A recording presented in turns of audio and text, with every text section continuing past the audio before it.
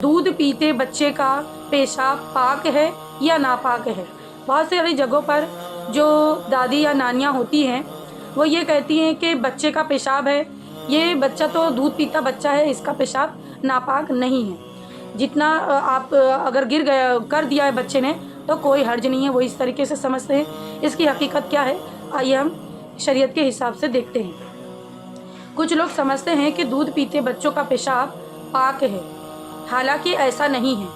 इंसान का पेशाब मुतलकन नापाक है, खा दूध पीता बच्चा हो या फिर बड़े का हो, यानी बड़ा इंसान हो, बड़ा बच्चा हो या फिर दूध पीता बच्चा हो या फिर 1 घंटा ही पैदा होकर क्यों ना हुआ हो, उस बच्चे का पेशाब नापाक है।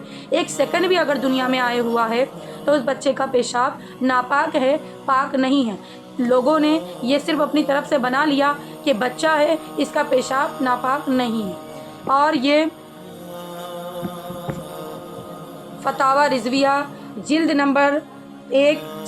नंबर 2 सफ़ा नंबर 146 पर मौजूद है। हलाल जानवरों के पेशाब की छींटों का हुक्म क्या है, यानी जो जानवर हलाल है जैसे गाय, भैंस, बकरी, ऊँट, इनका पेशाब, अगर इनका पेशाब करते हुए छींटा अगर पड़ जाए शरीर पर या कपड़े पर तो इसका क्या हुक्म है, देखते हैं। बहुत लोग हलाल जानवरों के पेशाब की छींटे अगर बदन या कपड़े पर लग जाए तो वो खुद को नापाक ख्याल कर लेते हैं।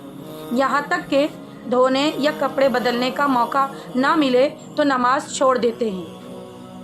आला हज़रत रज़ी अल्लाह ताला अन्हु फरमाते हैं, बैलों का गोबर पेशाब निजासत खफीफ़ा है, यानी छोटी निजासत है, यानी उसको बहुत ज़्यादा वो अगर लग जाए तो वो बहुत ज़्यादा नापाकी की हद तक नहीं पहुंचता, जब तक चहारुम कपड़ा ना भर जाए, यानी जब तक 1/4 हिस्सा कपड़े का ना भर जाए, या फिर इतनी पड़ी हो, यानी छींटा इतना पड़ा हो कि जमा करने से 1/4 हिस्सा कपड़े की मिकदार हो जाए तो कपड़े को निजासत का हुक्म ना देंगे और इससे नमाज जायज़ होगी।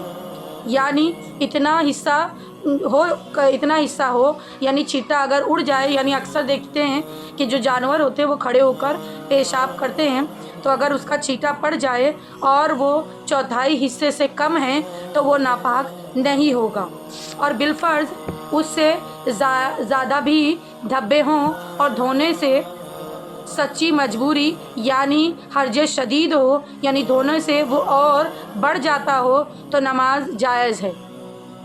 और ये फतावा रिजविया जिल्द नंबर 2 सफ़ा नंबर 161 पर मौजूद है। हदीस शरीफ में है, आइए हदीस शरीफ के हवाले से जानते हैं। रसूलुल्लाह सल्लल्लाहु अलैहि वसल्लम ने फरमाया, मा उकिला लहमहु फला बासा बिबौलिही, जिसका गोश्त खाया जाता है उसके पेशाब में ज़्यादा हर्ज नहीं है, यानी उसका पेशाब ज़्यादा सख्त नापाक नहीं है। मिशकात शरीफ में भी ये मौजूद है ये हदीस।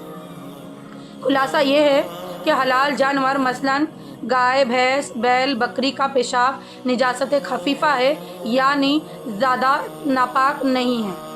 कपड़े या बदन के किसी भी हिस्से का जब तक 1/4 हिस्सा इसमें मुलव्विज़ ना हो नमाज पढ़ी जा सकती है, यानी जब तक कपड़े का अगर हम 4 हिस्सा करेंगे और उसका 1/4 अगर निजासत में लग जाए तो फिर नमाज जायज़ ना होगी, लेकिन अगर उससे कम है तो नमाज जायज़ है।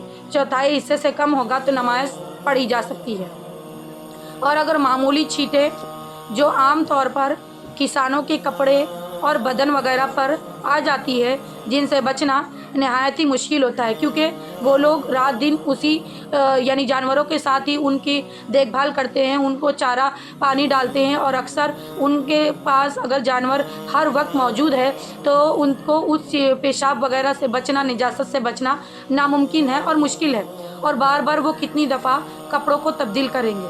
तो इनके साथ तो बिला कराहत नमाज जायज़ है, यानी अगर थोड़ा बहुत छींटा पड़ा है तो नमाज जायज़ है, और नमाज छोड़ने का हुक्म तो किसी भी सूरत में नहीं है, ख्वाह कितनी भी मजबूरी की हालत हो, कितनी भी कैसी भी निजासत हो और कितनी ही हो, और धोने और बदलने की सूरत ना हो, यानी किसी के जिस्म या कपड़े पर निजासत लग गई और धोने और बदलने का वक्त ना मिला, नमाज का वक्त जाने का टाइम आ गया, तो उसी हालत में नमाज पढ़ी जाएगी।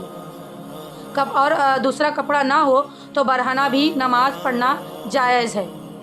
ये जो जाहिल लोग मामूली बातों पर कह देते हैं कि ऐसी नमाज पढ़ने से तो ना पढ़ना अच्छा है, ये उनकी जहालत और गुमराही है कि वो नमाज को इतने हल्के में ले रहे हैं और नमाज को छोड़ने का हुक्म दे रहे हैं। सही बात यह है कि मजबूरी की हालत में नमाज छोड़ने से हर तरह नमाज पढ़ना अच्छा है, यानी नमाज छोड़ने से बेहतर है कि किसी न किसी तरीके से नमाज को अदा किया जाए। अस्सलामु अलैकुम। इसके आगे का हम दूसरे वीडियो में सुनेंगे कि किस तरीके से और भी ज़माने में लोगों के अंदर जहालत भरी हुई है और किस तरीके से लोग गलत फहमियों में जी रहे हैं।